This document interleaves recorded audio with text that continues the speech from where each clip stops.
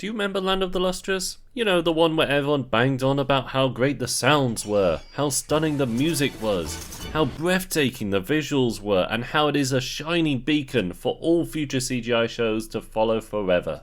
Whereas few actually touched on the story beyond the curious main character explores the mystery of this strange world. Also these things, but man, look at the visuals! Yeah, I'm gonna put all that stuff aside for a while and simply talk about the story. But first, tangent. Now, I've made no secret on this channel that I don't read light novels, manga, or comic books in general. Nothing against them at all, I just personally prefer either visual movement or static reading. I definitely understand the key advantages manga has over anime, and if I'm being honest, I can see myself reading some in the future, especially for anime that's been cancelled. So I bring all this up because anime should always be judged by itself. Live action films should be judged separately from their sources, and so should anime. There are zero exceptions for this in any way whatsoever.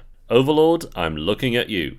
As such, I've no idea what's in the Land of the Lustrous manga, and therefore I don't know what's the mystery the story's leading up to, because simply put, the anime gives no clues whatsoever.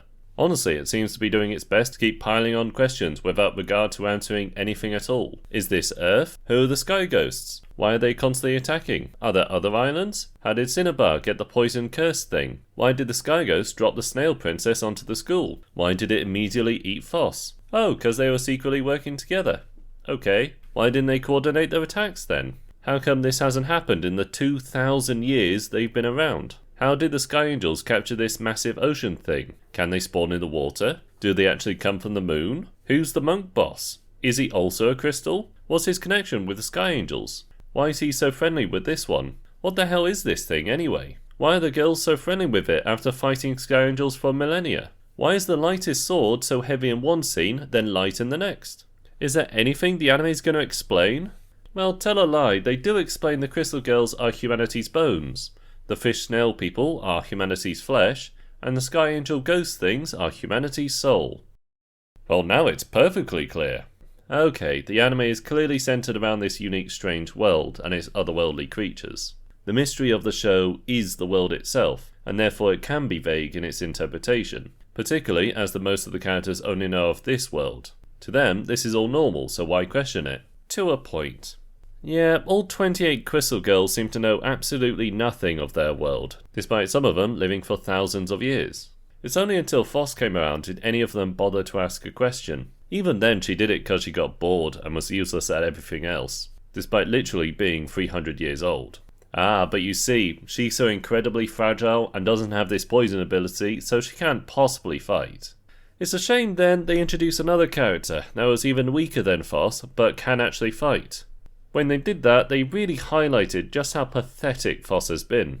She could have been fighting and contributing this whole time, but was just too lazy and impatient to bother. Even before that point she was starting to get grating. Her constant arguments, dumb decisions and cluelessness was fine at first and funny at times, but over the course of the show it became quite annoying. Not 86 whiny baby levels of annoying, good grief no, but I didn't exactly tear up when she got her legs torn off and almost kidnapped.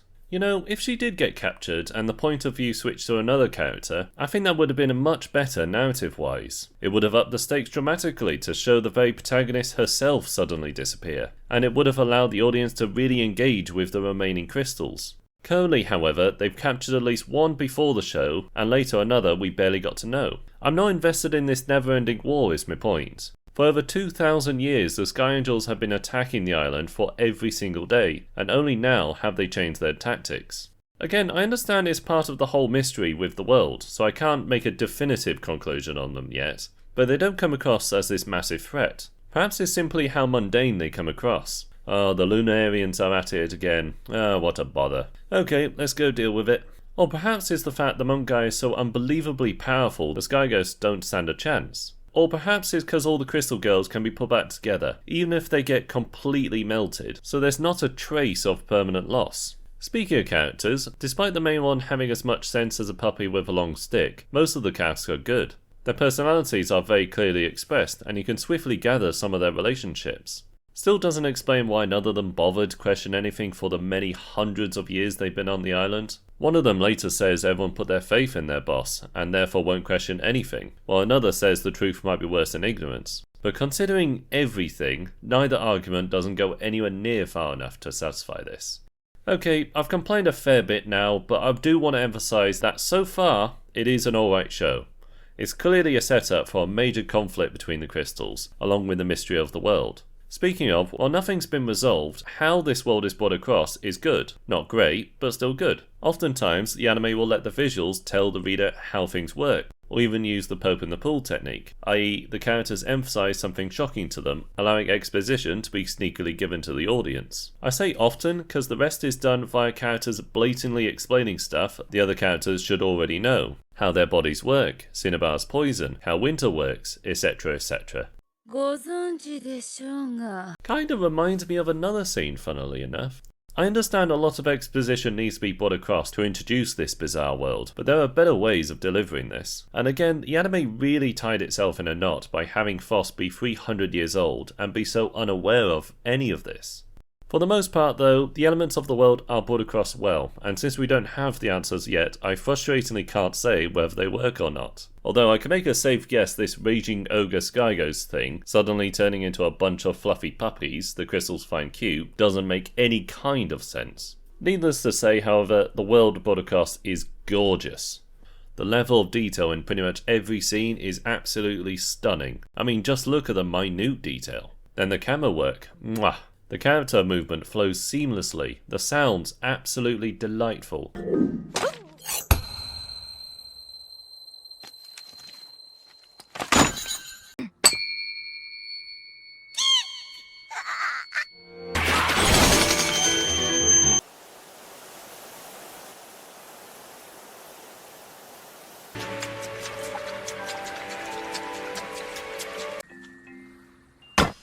The music fits beautifully with each scene.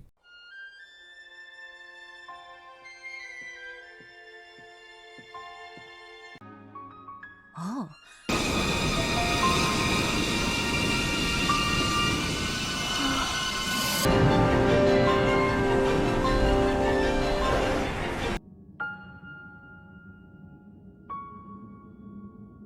However, if it didn't have any of this, if all these elements were merely fine, as in the same kind of production from Ajin, or the Godzilla films, or Knights of Sidonia, I don't believe this show would be anywhere near as popular or even memorable for that matter.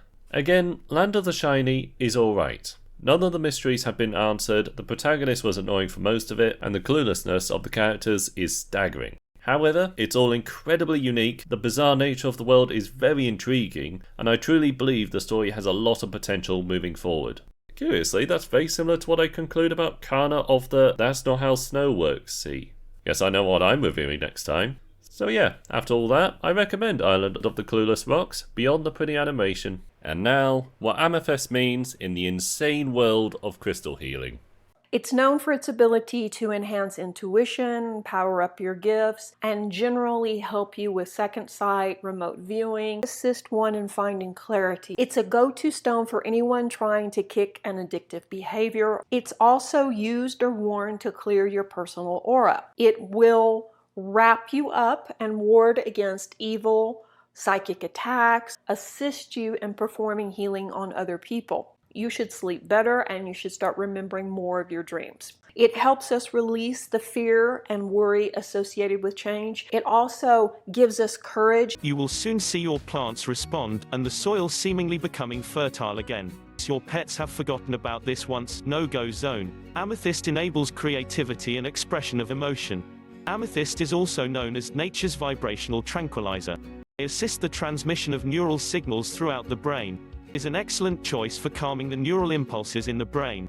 The amethyst helps to relieve traits associated with obsessive-compulsive disorder (OCD). It is said to calm hyperactivity in children. This is an especially effective remedy for children's recurring nightmares. It also helps soothe fear of the dark. We know amethyst energy soothes and calms, so is therefore excellent for calming angry temperaments. Wear or hold an amethyst crystal to aid spiritual insights and intellectual reasoning. It can also help to curb any unhealthy physical passions. Wearing amethyst which has been programmed with intent can call back lost love. Amethyst boosts the production of hormones. It is said that amethyst strengthens our immune system. The treatment for arthritis can help relieve the symptoms of tinnitus and regain balance and become grounded. Amethyst provides us stability and access to wisdom. Amethyst is a wonderful comforting crystal for those who are dealing with grief. Amethyst enables inspiration and the belief in the magic around us. It helps to cleanse our energy field of all negative influences and attachments. Amethyst creates a protective shield of spiritual light around our body. The amethyst energy encourages us to be humble. It allows us to surrender ourselves to the energies of the universe and the divine, and are excellent crystals for the reduction of bruising, acute pain and swelling. Here's another thing. The book can also be a hat.